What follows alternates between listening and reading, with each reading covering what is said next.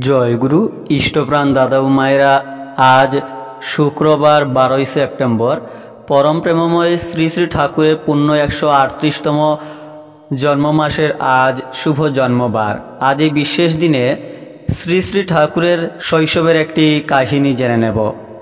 বাটির নিকটে একজন কবিরাজ ছিলেন।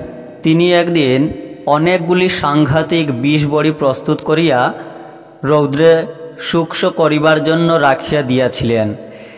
সেই কবিরাজ স্বয়ং প্রহরায় নিযুক্ত ছিলেন। তিনি একটু অন্যমনস্ক হওয়ায় সহসা এই শিশু অর্থাৎ শ্রী শ্রী ঠাকুর সেখানে উপস্থিত হইলেন এবং চক্ষের নিমিষে অনেকগুলি বিষ বড়ি গলাৎকরণ করিয়া ফেলিলেন।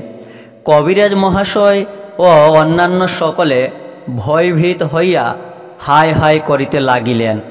তাহাদের চেষ্টায় শিশুর অর্থাৎ শ্রী শ্রী ঠাকুরের জীবন রক্ষার কোনো উপায় নাই স্থির হইল। কিন্তু আশ্চর্য ও সৌভাগ্যের বিষয়, যাহার একটিমাত্র বটিকা ভক্ষণে শিশুর মৃত্যু অনিবার্য, সেই বিষ বটির অনেকগুলি উদরস্থ হওয়া সত্ত্বেও এই শিশুর অর্থাৎ শ্রী শ্রী ঠাকুরের মৃত্যু হওয়া দূরে থাকুক, কোনো প্রকার অসুস্থতার লক্ষণও শ্রী শ্রী ঠাকুরের শরীরে প্রকাশ পায় নাই। জয় গুরু।